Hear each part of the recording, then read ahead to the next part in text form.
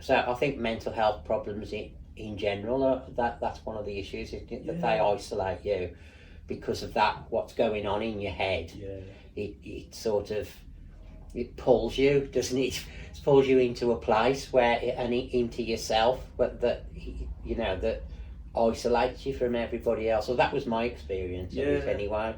And the strength of coming alongside somebody when you've had a similar sort of experience isn't it? Is just valuable. Helping people to see that that this is just a temporary thing, and it is a thing that happens to so many people. And you can get better, and you're gonna get better. I think that is one of the biggest things. Well, it definitely was for me anyway. A lot of dads as well, they kind of put a lot of pressure on themselves to be enjoying parenthood in all its many facets from the beginning, having this really high expectation. It's going to be this magical moment. It's going to, you're going to immediately have a bond with your child, and it's going to, the Disney version of parenthood. When in fact, we have to be honest that there are certain aspects of parenthood that are just really tedious, boring. It's not always smelly. It's smelly, noisy. It's gonna be physically and mentally exhausting. This idea of the ideal, which, to be fair, although we say society sort of sets a lot of that, we do ourselves. As you said, we set that internally as well, don't we? Yeah. But it is influenced by everyone, and particularly more so now with social media and all the pictures of all the joy and the laughter and the peace and the sleeping babies and everything. That's it. You see that baby on the beach or in the park. You don't see dad with baby poo up his t-shirt or whatever. Yeah, that's right. And the mum and dad crawling round at 4:30 in the morning.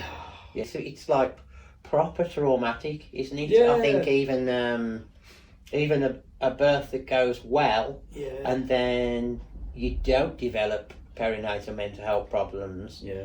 That one, you do get these odd, irritating people who have a baby that sleeps nearly all the time. But what are you going to do about that? I don't know.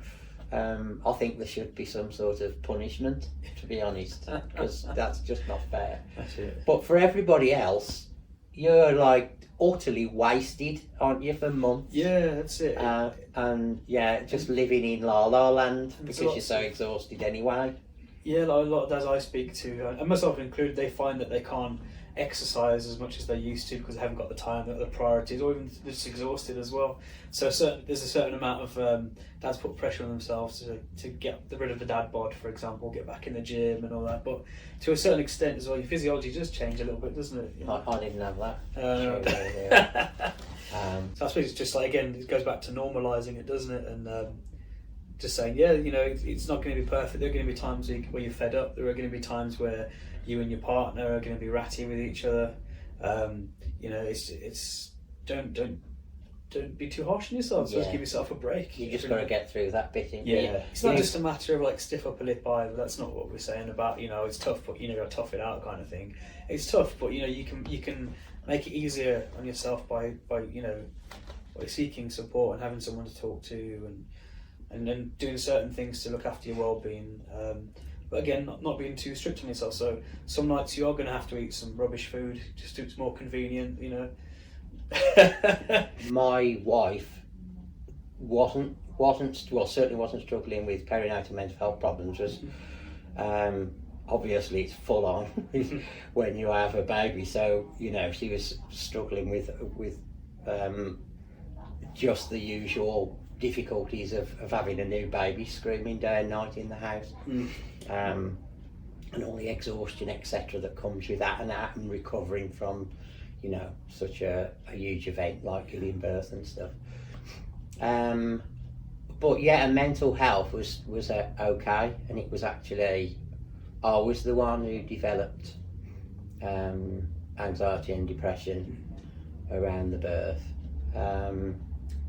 And again, I think that in itself, again, there was definitely that sort of shame element of it, of I'm making it all about me. Like my wife's given birth, she's taking the sort of the weight of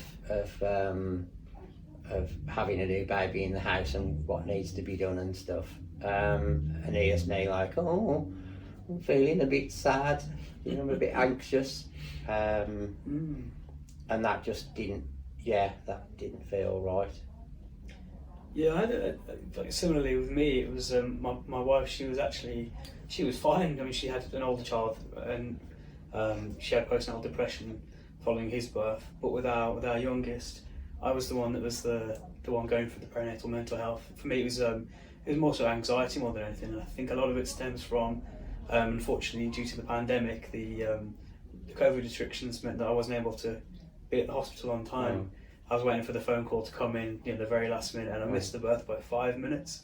So I think that really sort of, made me feel guilty. I should have been there. I should have arrived early. I should have just not listened and gone to the hospital anyway. And obviously I shouldn't, because you had to follow COVID regulations and such. But yeah, so I think that pretty fed into my anxiety. Really, it was not being there at the beginning, and then all the additional anxiety surrounding COVID on top of that.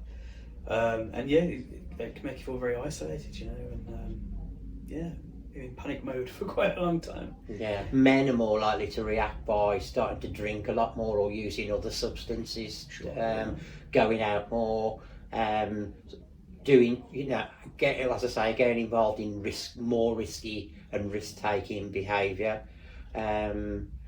Often they may be spending a lot more time at work to avoid coming home, and tending not to talk about the emotions, but all this sort of behaviour. And I think that feeds into again this sort of societal idea about blokes and dads and things, that when the going gets tough, they're off up the pub, or they're not even at home, they're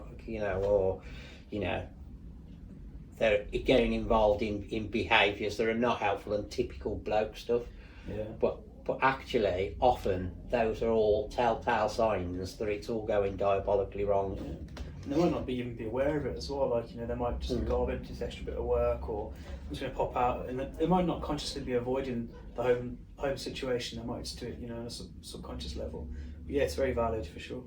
They're not even aware that they're doing it. They're not that in touch with their feelings. I know when I was ill, I didn't want to talk about my feelings anyway. It's not something that's like something that I particularly want to do, is pull my guts out and inspect them.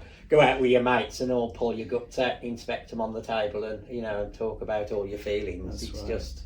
I mean, some dads might not even identify those thoughts and feelings as depression. They might see it as, oh, I'm just a bit stressed, or another sort of euphemism for depressed in some aspects. Yeah. No, I think that's it. It's right, isn't it? Yeah.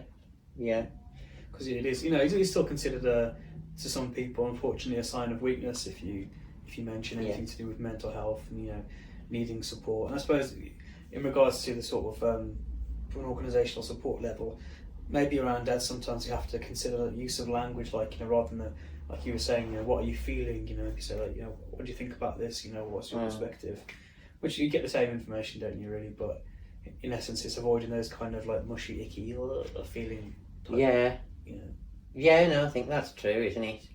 Yeah. So, as you know, Acacia's been supporting dads and partners for well over 10 years now, and obviously one of the motivations for me coming here was the fact that I'd experienced those sort of things, and I wanted to use that experience to support others and help to develop services. Trying to raise awareness and normalise dads and partners feeling that way, to encourage them to get into services. Sometimes that when you're doing that, what you actually do is pushing people. That ick factor is massive. Can be for blokes. Like, I don't think so. True. I'm off. So the flip side is I've worked with some dads, for example, who would be kind of put off with the opposite approach, with the whole sort of dad's a lumberjack, and it's different. It's difficult to pitch it to everybody, isn't it? But we've got some tree chopping Yeah, I actually had an groups. app. Yeah. For you to join. When we were expecting, I actually had an app, and it was all about like, oh, you got to look out, lumberjack's got to look after his lumber children. That's what you can do to, you know. it was literally that. Yeah, it was pretty helpful at the time, but looking back, very cringy. Well, you got a few trees to fell in your backyard. Yeah, it was all about getting prepared for the, your cub coming, and it's good to be able to sort of give something back and use your own lived experience as a way to help dads and dads to be, because it's a very difficult time, and at the moment there is still quite a lot of stigma regarding mental health in general, let alone dads' mental health. So when you help somebody come through some dark times, it's very rewarding. You feel like you've done a good job. Yeah.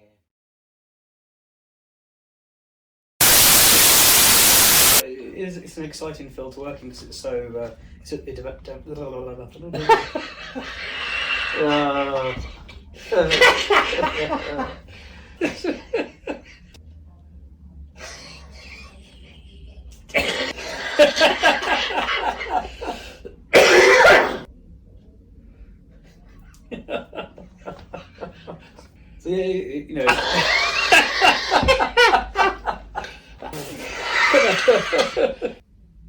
particularly if it's if you're the partner, or particularly if you're the partner, no, single face like that. Talking to yeah.